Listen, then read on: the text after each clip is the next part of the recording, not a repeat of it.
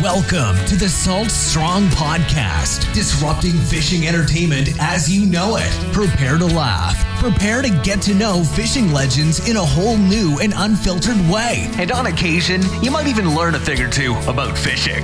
Here's your host, Joe Simons. Like diamonds.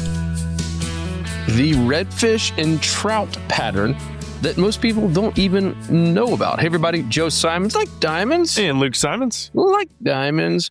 The Diamonds brothers are here, whether you like it or not. And we're talking about a time of year that the redfish, trout, even snook and flounder bite is epic. And most people ignore it. We ignored it, right, Luke, for the longest time. And you have been just crushing it recently. And it's a hint of why I'm bundled up right now. It's 30 degrees out this morning here in Florida. No colder in many other places.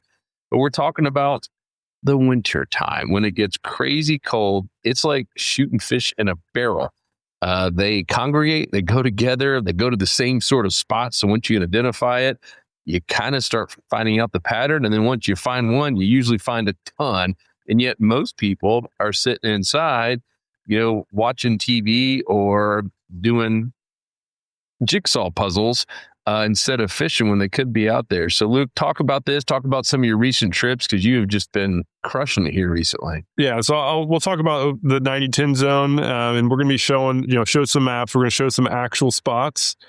Don't worry about the exact spots, because as you'll see, it's all about the type of spot. And once you get used to looking for this certain type of spot based on the season and the conditions, you're going to be able to find hundreds, if not thousands, of spots near you. So we're looking at the map. This is in Smart Fishing Spots, and this is that high res map. You can see very good detail on the bottom. And a second example we'll show in a little bit is over in some murky water areas. So we'll show you some ways to use these maps for murky water zones where you can't actually see the bottom. But for those of us lucky enough to fish territory where you can actually see bottom on high-res maps, this is actually very easy. And it's all about knowing fish behavior. And so wintertime, we used to struggle because we went to our same normal, warmer season spots where like shallow oysters like this.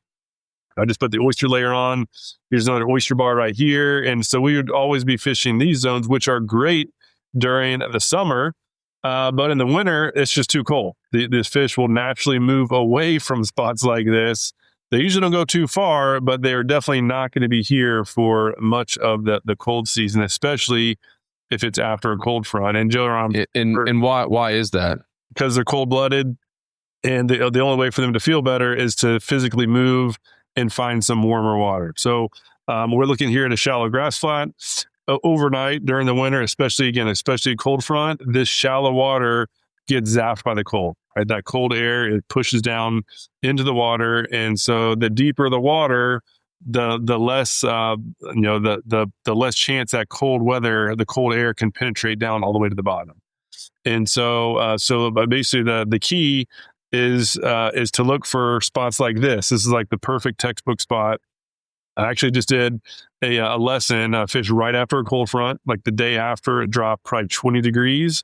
And so all the fish that generally hold up on the shallows and feed on the shallows when it's nice, when it's warm, all will just naturally shift to the deep zone, right? Because that cold air can't penetrate down quite as much. And it's actually a bonus if it's like a dead end deep zone. So if you look at the right part of the screen, you can see this is deep over here, but it's a running channel. There's a lot of water movement. I like to look for, after severe cold fronts, I like to look for deep zones that have dead ends where I do not want that water moving. I want all the heat that was built up during, before the cold front. I want all that heat to stay put and have that depth to make sure that water is warm.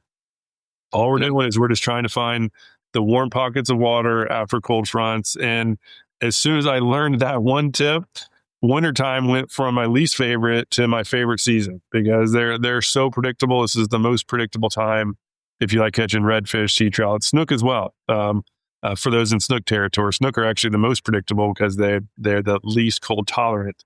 But yeah, so in this spot, for those who haven't seen the video, I was testing out two different lures and I caught slam on both. So it wasn't lure specific. I had a shrimp lure of the Prawn Junior, natural color, and I had a black tweaker, like the jet black jerk bait. And both lures caught fish, caught red snook and trout and a grouper. So again, it wasn't about the right lure. It was all about the spot, in particular, this type of spot. And all the fish were, or I should say all the fish, most of the fish were caught right up in the zone. This is the deep water, and we had wind protection. It was a north wind. So you have the deeper water surrounded by shallow flats, plus some structure in the water. And that's the recipe for catching fish. It seems simple, but it is shockingly effective during the winter months. For maybe some newer anglers, I'm going to ask a question that they might be asking. How do you know it was deeper? I'm guessing because the color of the water. I maybe even your next example, you'll talk about using contour lines. But yeah, for someone maybe hadn't spent a lot of time looking at satellite maps, how do you instantly know what's deeper? And hey, is this really deep, or is this only a couple inches deeper, et cetera? Yeah, so good question. So the basically the ability to see bottom clarity is the depth. So this water generally is it's green tint, as you can see. Like this, the really deep stuff is green. So anything dark means that we can at least see the bottom. And as we zoom in, or the green, you can see some kayakers there. It's kind of funny. But as you zoom in, you can actually see grass patches. So you can see patches of grass, pretty clear. And then now we have some sand. This light stuff is sand that's usually very shallow. And then how I know this patch is deep is because, number one, a good sign is that you have dockage. People don't build docks up on a shallow flat. So you can see this dock is right around the deep water. This one's all around deep water. So the fact that I cannot see the bottom, it's basically just one straight color. Now I know that it's going to be deeper than everywhere else. I don't necessarily care how deep. All I want to do is I want to find the deepest water around. So if this area is 2 feet deep, if these shallow zones are 2 feet or even 1.5, and this is 4, that's fantastic. If this is 8, that's great as well. I just want it to be deeper than everywhere else. Scroll up just a little bit. It was kind of cool. So scroll up. Yeah, you see the boats? Oh, yeah, used to be there. Yeah, but you saw that one frame. It was like Google was taking an old image in the very top center. You can all of a sudden see some pretty big boats. So back in the day, there used to be it's all dockage that's gone. So now, okay, cool. For those of us in clear water zones, that's great. But how do we use this system to find the deep pockets in murky water zones? This is one of our most popular layers. Again, this is in Smart Fishing Spots. It's the app, and this is the web version of it. They all have the same stuff, and it's the 1 foot contour layer. So before, right, looking at this map, you have no idea to see what's deep and what's not. Obviously, you can see there's a shallow bar right here, but we have multiple map layers. We can go check Bing, the high res. There's really not much clarity, but when we go over to this 1 foot contour, now we can see the deep pockets. Now I can see, okay, this is 13 feet of water surrounded by, just off this shallow zone. And so I've got deep water and some dockage. This is going to be where the fish are. Well, let me. Yep. And it says 0.5 because that's showing every 6 inches of depth change. And for those of you who have not used contour lines like this, each contour line is either a foot or a half foot, depending on how close you're zoomed in. So when you got tight lines, you got quicker drop offs. It's really, really cool. Yeah, and these lines here, as it says, not for navigation. This is basically, it's all about relative depth, and so obviously we can see the numbers, which is helpful. But the key for this cold water fishing is that we basically want to find the deepest structure possible, and that's why I love these lines, especially when fishing docks, because again, this seems simple, but it is shockingly effective. It's basically whichever dock goes out to the deepest water is going to catch the most fish. It's not always the longest dock. In many cases it is, but like in this case, this long dock goes off to that sandbar. Not so good. This one, we'll zoom in on this one. This one gets down to like 12 feet of water. Oh, I lost the contours. So this one gets to deeper water than these other docks, right? Follow these lines. So this one, all things else being equal, this dock is going to have the most fish because after the cold fronts, again, fish are naturally going to shift out to deeper water to be less cold. And they also don't want to be easy pickings for dolphin and sharks. So they're going to naturally go to the deep structure zones. And this would be a high probability dock relative to these others. So this technology has just been a game changer for finding those deep zones. Again, it's a whole lot easier when you can actually see it on a clear map like this in clear water. But that 1 foot contour layer is an absolute game changer for the zone. We have a lot of members in Texas and Jacksonville and up in the Carolinas and Georgia. This layer is incredibly valuable. Yeah, really cool. And maybe, I don't know if you have like another spot we can highlight, like to do things in threes, but while you maybe think about that, let's talk about the critical part of once you find a good spot like this, using hopefully something like Smart Fishing Spots, is that you don't go in there with like top water lures or anything that's top surface or barely even going on the subsurface. You want to be low and slow, as they say. And we have an awesome private insider community where our members are posting their fishing reports, and there are a lot of wise ones out there that are going out there and crushing it right now. Some I saw just this past 10 days, there have been a ton of personal best catches on redfish and trout here in this. I mean, I would say one of the coldest times I remember, like last decade. I mean, it's going to be in the 20s here in Florida in just a couple of days, and yet these people are crushing it. And the one thing I'm seeing in common in their fishing reports is low and slow. They have jig heads that are getting them off the bottom. They're popping it real slow, letting it sit. There's a reason the lure like a Ned rig in bass fishing does really well in the super cold months when guys are out there in the snow. I mean, it's just dragging along the bottom really, really slow. And if you were going fast with like a paddle tail or something mid-level, you're probably going to miss all those fish. They just don't have the energy and metabolism like they do in the summer, and they're not going to go chase that sucker down. Yeah, getting the lures or baits on the bottom. This is time to hang up the popping corks. Definitely not the top water, and particularly after cold front. Maybe 4 days after cold front when it gets warm, then it's plausible. But the best odds are going to be on the bottom, nice and slow. Make it easy for these fish to catch, and you'll get a good amount of them.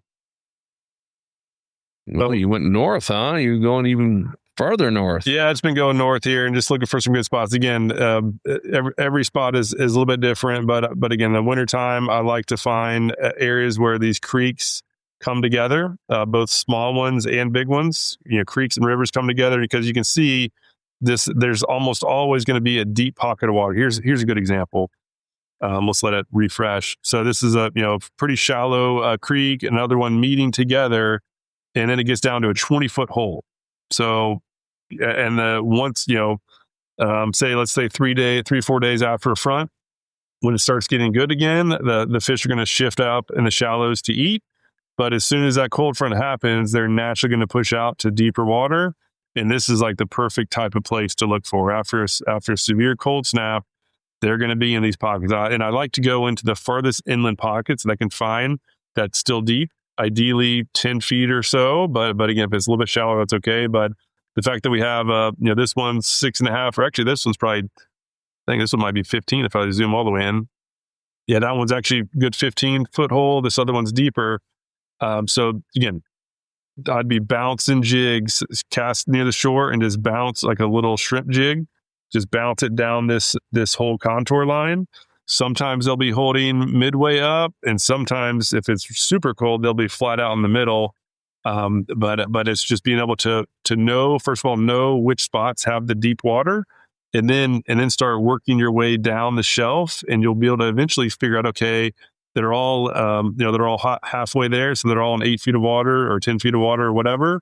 And once you know that, now you can find more spots like it, and keep targeting that depth. But again, just having the ability to quickly find these deep holes has been an absolute game changer for me. Before, I'd always have to, look at the marine charts. Like we do have a marine chart layer in here too, which is kind of helpful. But let me turn the 1 foot contour off. But it's not nearly as exact, right? It kind of has like a general shade. The marine chart, you can turn that off, 1 foot contour back on. Now, boom, like we know exactly specifically where the deep pockets are. And again, those who can find these deep pockets the best, are going to have the best results in the winter season. I'm curious if there's any oysters up here in any of these creeks. Yeah, that's definitely a plus. Let's see, oysters. I'm betting. Usually there are. So yeah, this one, we have some oysters right there on that.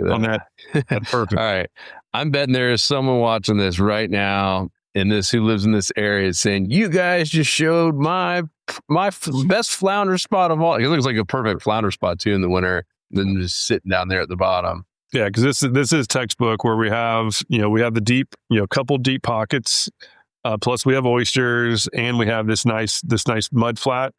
So when it's really warm, like in between the fronts, there'll be certainly a good amount of fish that'll pop up here and sun themselves, and they'll still feed there too. So this will be like sight fishing in the good time, or feeding up around these oysters. But after the fronts, again, boom, they'll shift out.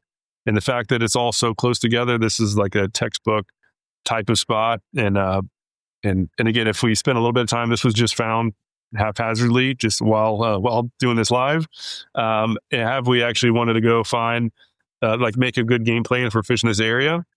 It doesn't take long to pick out 5 or 6 spots like this and then go out there and fish them. Obviously, they're not always going to be great. Like there could have been a dolphin there, or a group of dolphin that just wrecked house through the spot, or there could be another boater there. But in a short amount of time, you can go find more spots like this, and then just that way you have half dozen spots or so to fish, and when done properly, at least a majority of them are going to hold fish. So you can easily get a good amount of fish. Don't move yet. And so this is smart fishing spots, as we've been saying. This is just one of the beauties of why this is so powerful. Luke literally just found this live. This was not pre-planned. You can even watch him as he was, as I was still talking earlier, and say, "Hey, go find a third spot." He just randomly went up this way. And this is not even showing the smart spots. We have that layer turned off right now on purpose. But when you find something, because I don't think enough people are doing this, when you find a spot like this, obviously if you catch a fish, you can document it as a catch. But Luke, go click on that right blue arrow up there to drop a waypoint. So what I would do, like if I found this spot, I wouldn't do that one personally. Or I guess you can. It's not going to show you all your waypoints. But to add a waypoint and to drop it there. And so now you're going to have the exact GPS spot. So look, you have the exact GPS spot there, and you can label it like epic winter flounder spot or whatever it is. And you can even export these to your unit. So they have the ability, these are all default, they go to private where only you can see them. You can share it with specific members or all members, but most people like to keep these private for obvious reasons. As I said, you can export these. You can look at them on the map all at one time. You can filter them by seasons, etc. You can obviously color coordinate them, put icons in there. Really, really cool. You can do a photo. So if you happen to be on the water or know that area, you can put a photo in there.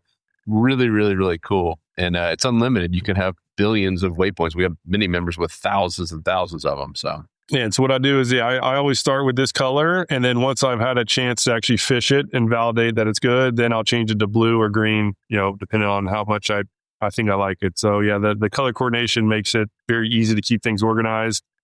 And then once you fish it, you can actually just upload a picture of your catch, and it'll put it on the map, and then pull in the weather and tide information too, so you know exactly when you caught each catch. Yeah, we're cleaning it up, just so you guys know, and in case you're watching this way after we record it, we're just cleaning it up right now. Like that blue button does it, Waypoints does it. There's an area in the tools to add a waypoint. And one, we're going to make it just super simple where it's right here on the screen. But two, I think we're going to change the name from waypoints to just spots.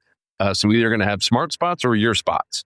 Hope you guys like it. I just want to tell you in advance, because that's what we're heading, because we got a lot of newer members like, well, what is a waypoint? If you're into hunting or have like Onyx or something like that, you already know what a waypoint is, but a lot of people don't. And so just to keep it super simple, it's just going to be spots. So it's going to be the Salt Strong spots, the smart spots that we give you guys. I mean, tens of thousands of them. And then your spots will be private to you and things that you either marked or actually your catches. So.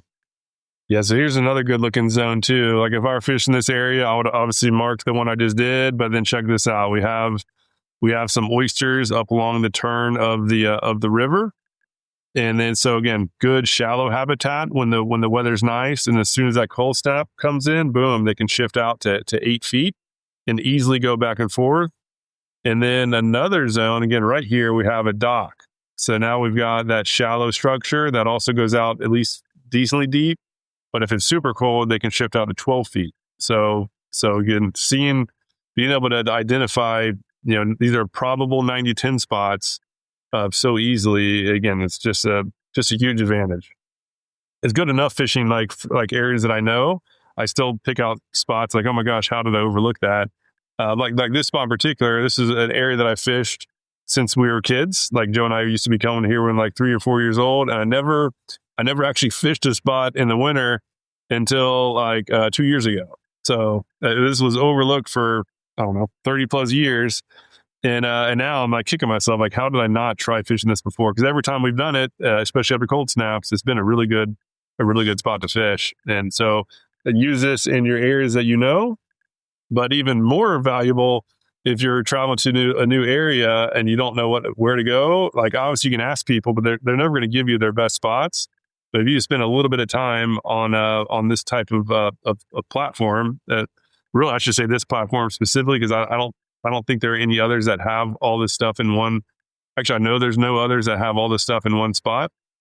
It saves so much time. Boom, look at this. We just found another one. Check this out. You got multiple docks. Market. Multiple docks with oysters and a couple deep spots out in front of them.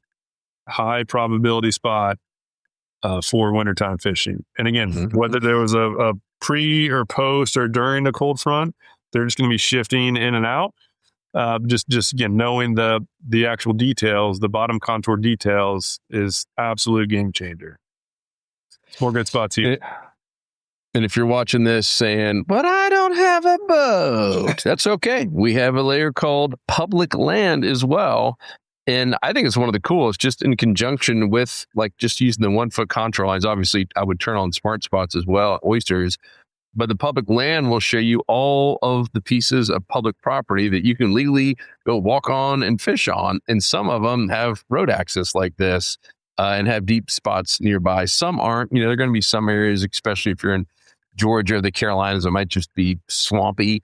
But we have found some epic spots that are, sometimes your own backyard. You had no idea that it was public property. You just assumed some private land owner had it, and it's public. You can walk on it, fish there from shore, wade fish if you're really crazy in the wintertime. But it's just a great way to find land-based spots also. Yeah, so and this is the public layer, so you can see it actually gives some details. It's open access, or sometimes they're it's not fully open. It says who owns it, and again, when you add this together, it says public land. You got a dock on there. We've got to presume that's public dock. And if it's after cold front and everything else equal, you know that you need to be casting this direction to reach that deeper water. Otherwise, you'd just be guessing at it. And yeah, as I zoom out, you're going to see there's a lot more public zones. This was just happened to be the public area that was closest to the filter that I had before. And yeah, just very powerful to know where you can and can't. Like down at the bottom, sometimes you'll see these little 1 and 2 acre ones, like some really, really small ones. A lot of times those are the best too. Yeah.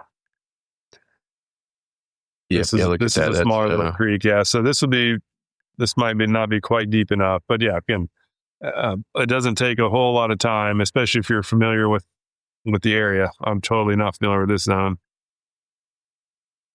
Yep. Cool. Well, that's really the thing we want to highlight. Don't want to belabor it too much. We want you to get out there fishing here in the winter, and even though it is freezing in the mornings, the good news about the winter time is that you don't have to go fish at 6 a.m. like you need to in the summer. You can have the gentleman's slow start.